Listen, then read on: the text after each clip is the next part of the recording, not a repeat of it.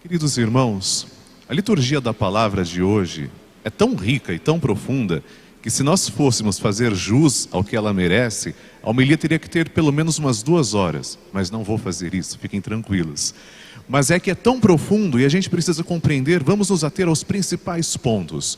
Hoje, decididamente, sem sombra de dúvidas, a liturgia está falando sobre misericórdia. E eu proponho que nós entendamos, primeiramente, antes de qualquer reflexão, o que é misericórdia. Misericórdia é a junção, a aglutinação de 2 termos do latim. Quando a gente está pedindo para o Cordeiro de Deus, a gente fala: Cordeiro de Deus que tira o pecado do mundo, tende piedade de nós. Em latim, Agnus Dei qui tollis peccata mundi, miserere nobis. Esse miserere é da misericórdia. Portanto, miserere vem de piedade. E misericórdia também vem de cordis, que é coração. Um coração que precisa de piedade. Um coração que sinta piedade. O coração de Deus, nós vamos perceber no Evangelho, que é um coração revelado não mais como Deus que quer exterminar, como Deus que quer punir, castigar. A própria leitura primeira fala sobre fazer o mal, mas é um coração de misericórdia. E nós temos também uma dupla opção. Nós podemos e seremos julgados pela justiça de Deus e pela sua infinita misericórdia. Se eu quero ser julgado pela infinita misericórdia de Deus, eu preciso confiar nela e, acima de tudo, praticá-la, vivê-la. Por isso, vamos então, primeira leitura, vamos lá, vamos conhecer a face de Deus na primeira leitura. O que aconteceu nesse capítulo do Êxodo? Vejam, a gente pode notar a ingratidão do povo que tinha se voltado contra Deus. É o capítulo avançado do Êxodo. Lá atrás, Deus já tinha tirado o povo do Egito, que era escravo, já tinha feito todos os perseguidores serem abatidos, já tinha mandado o maná do céu. Deus fez tudo para esse povo.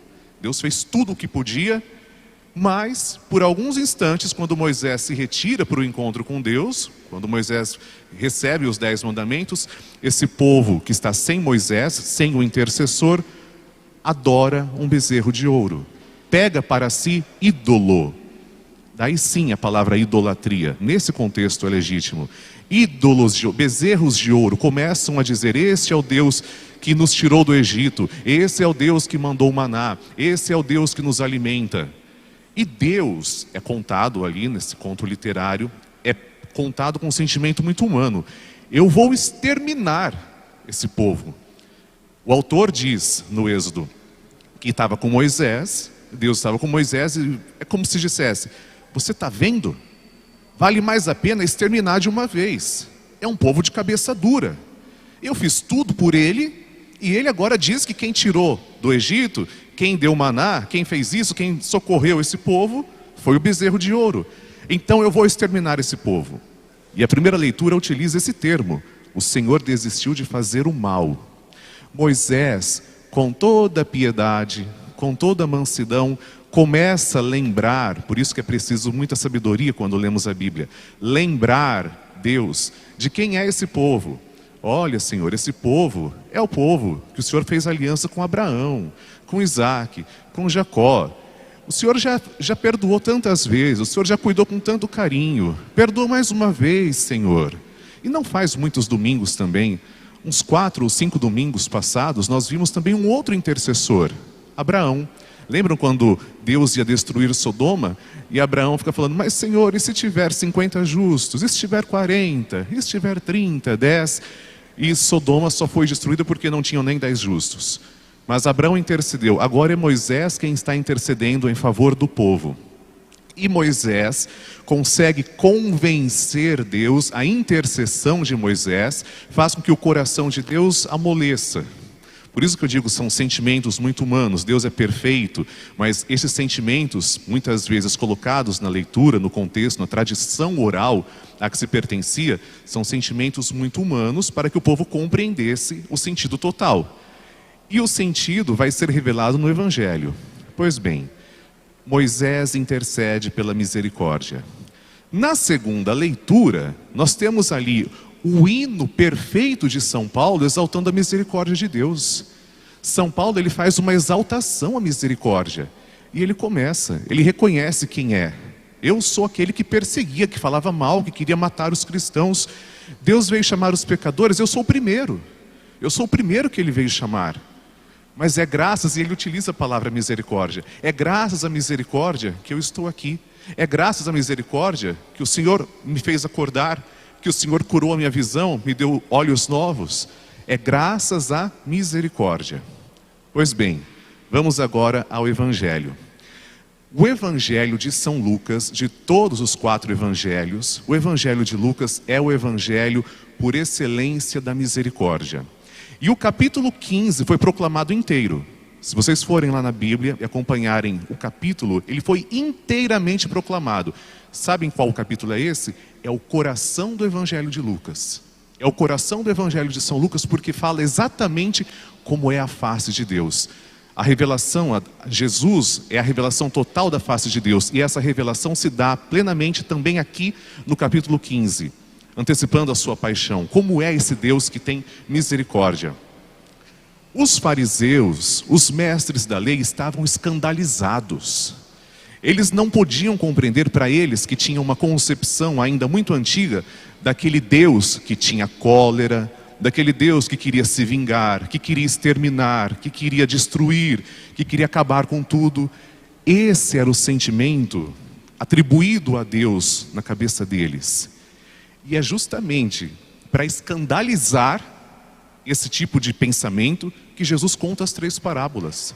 Jesus está sendo corajoso. Jesus quer escandalizar o pensamento deles para dizer: vocês não entenderam nada. Vocês pensam que conhecem a Deus, não conhecem nada. Essa não é a face de Deus. Agora eu vou mostrar para vocês qual é a face de Deus. E aí Jesus conta 3 parábolas. E Jesus é pedagógico. A cada parábola nós vamos percebendo um acréscimo. Como assim, padre? São 3 parábolas. Jesus fala da ovelha, Jesus fala da moeda e Jesus fala do filho. No primeiro caso, a ovelha perdida. Tem 99 salvas, uma se perde. Essa que se perdeu representa então daquele total 1%, certo? Depois que aquele pastor recupera aquela ovelha, Jesus vai para a segunda parábola. E se uma mulher tem 10 moedas e perde uma? Portanto, aí nós temos uma perda, não mais de 1%, mas de 10%. Essa mulher perdeu 10% e ela vai se alegrar quando encontrar. Então ele está ali, com pedagogia, falando para os cabeças duras. Aí ele chega então no ápice. E aquele que perde 50%, que perde metade de tudo, que perde como se fosse a própria carne, ou seja, o próprio filho. E aí ele conta a chamada parábola do filho pródigo. É interessante notar que Jesus quer mostrar o tanto que Deus está disposto a nos perdoar. Quando o Papa Francisco foi eleito, na primeira semana de pontificado, assim se manifestava o Santo Padre. Deus é um Pai tão bondoso e amoroso que nunca se cansa de perdoar. Ele não se cansa. O problema é que nós nos cansamos às vezes. E nós nos cansamos até de nos perdoar e de pedir perdão para Deus. Vejam, esse filho que deixou tudo, ele não fez em um primeiro momento um ato de contrição perfeita. E eu vou explicar por quê. Mas depois ele fez. Ele, iludido com os prazeres do mundo, com as riquezas, com as ilusões, parte para uma terra distante, gasta tudo numa vida desenfreada, até que ele começa a perceber, passar necessidade, começa a perceber: eu não tenho mais a minha caminha quentinha, não tenho mais o meu jantar, não tenho mais uma comida decente. E então, atenção, ele cai em si. O evangelista diz que ele cai em si. Quando a pessoa cai em si, existe um arrependimento. Mas o arrependimento ainda não é perfeito. Ele está arrependido porque ele não está tendo as coisas. Percebem? Ele não está tendo o conforto que ele tinha. Esse primeiro arrependimento é bom? É bom. Não é que é ruim, não. Só estou dizendo que ele não é completo. Mas ele vai se tornar completo. Jesus é pedagógico, como eu disse. Jesus sabe o que está falando. Ele faz com pedagogia. Primeiro arrependimento. Não tenho mais nem a comida que eles dão para os porcos. Quantos empregados do meu pai têm pão com fartura e eu aqui morrendo de fome? Não, isso não é para mim. Então ele se arrependeu. Aí prosseguindo com a sua consciência, ele faz a contrição perfeita, ele se arrepende perfeitamente. Vou voltar para o meu pai e dizer: Pai, pequei contra Deus e contra ti. Já não mereço ser chamado teu filho. Se debruçou. Esse filho agora está se entregando à misericórdia, reconhece plenamente que não só ele está pedindo perdão, porque ele não tem mais o conforto, mas ele reconhece: eu pequei contra Deus, eu pequei contra o meu pai. Percebem a diferença? Num primeiro momento, o coração não estava totalmente arrependido por ter pecado contra Deus e contra o pai, mas simplesmente por ter pecado contra si mesmo. O pecado, meus amigos, apresenta 3 dimensões. 3. Nós pecamos sempre que nós pecamos contra Deus, nós pecamos contra a igreja, nós pecamos, a igreja entende-se também o próximo, né? O próximo é a igreja de Deus, e nós pecamos contra nós mesmos. Nesse primeiro caso, ele caiu em si porque pecou contra si mesmo. E foi muito bom, foi o começo. Deus permite às vezes que nós também soframos algumas coisas. Deus permite isso, é verdade. Deus também é pedagógico, para que a gente caia em si. Opa, será que eu não estou pecando? Não está acontecendo algo de errado comigo? E aí, mediante esse reconhecimento, eu faça um ato de contrição perfeito. Eu tenha noção do mal que eu estou fazendo, que eu estou machucando a lei de Deus, que eu estou ferindo a mim mesmo, porque todo pecado vai trazer para mim a dor. O salário do pecado é a morte. E então, finalmente, arrependido plenamente, ele volta ao encontro do pai. Esse pai poderia negá-lo, esse pai poderia fazer um sermão, poderia falar um monte de coisa para ele, mas o que ele faz? Vê o filho de longe e já começa a vesti-lo de dignidade. Lembra muito também a nossa liturgia. A túnica, o anel. Por que o anel no dedo? Eu carrego meu anel no dedo pelo meu avô que me deu meu anel. Qual o sinal do anel? Anel é a aliança. Anel é a dignidade. Ele coloca um anel no dedo desse filho, sandálias nos pés, não está mais descalço, veste de dignidade para caminhar. E mais, mata o novilho, faz um banquete verdadeiro. E é interessante que aquele outro filho, que em um primeiro momento nós parecemos que era perfeito, que nunca tinha pecado contra o pai, que nunca tinha pecado contra Deus, que trabalhava, que fazia tudo, esse filho poderia ser um modelo de perfeição, mas o coração dele é duro.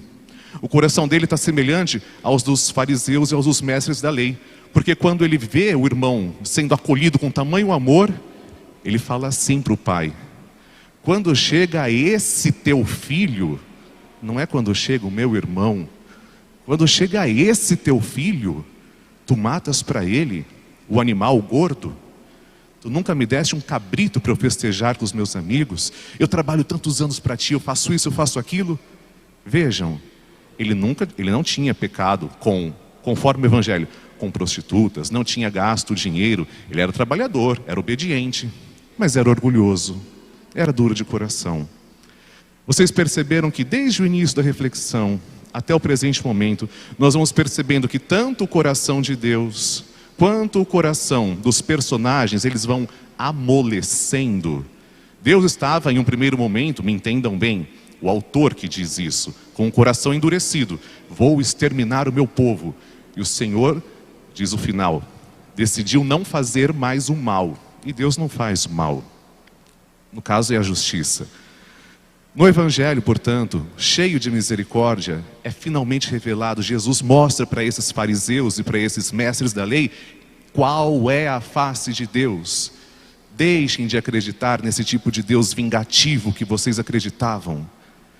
Acreditem na divina misericórdia. Acreditem no coração do Pai que sofre com você.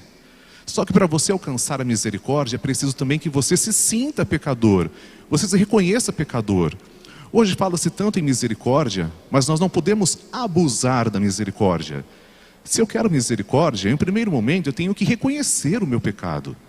Eu não posso ser como outro filho, que tem um coração duro, que fica criticando o outro, colocando-se acima da lei, e dizendo que eu não preciso de misericórdia. Eu preciso.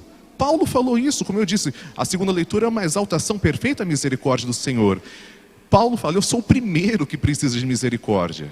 Queridos irmãos, quem de nós não precisa de misericórdia? Portanto, a liturgia da palavra hoje nos pede um amolecimento do coração, menos legalista, mais misericordioso. Não significa ter menos senso de justiça, mas saber perdoar. Não está na liturgia, mas eu gostaria só de acrescentar esse ponto para vocês. Como São José também é misericordioso. O que São José tinha direito quando descobriu que Maria estava grávida? Ele tinha direito de pedir o apedrejamento. Estava na lei. Era lei. Então era legal, entre aspas. Ele resolve abandonar Maria em segredo, para que ela não fosse morta. Ele agiu com misericórdia. Ele poderia ter agido legalmente pela lei? Poderia, mas o senso de justiça de São José é um senso de justiça misericordioso. Senso misericordioso. E como falta isso? Como nós queremos aplicar a justiça no outro, condenar o outro e querer que o outro pague por isso, pague por aquilo. Estou falando de uma maneira geral. Mas eu também, para mim, não. Para mim eu quero a misericórdia, para o outro eu quero o senso de justiça. Não. A misericórdia é para mim e é para o outro. Porque eu preciso, porque ele também. Louvado seja nosso Senhor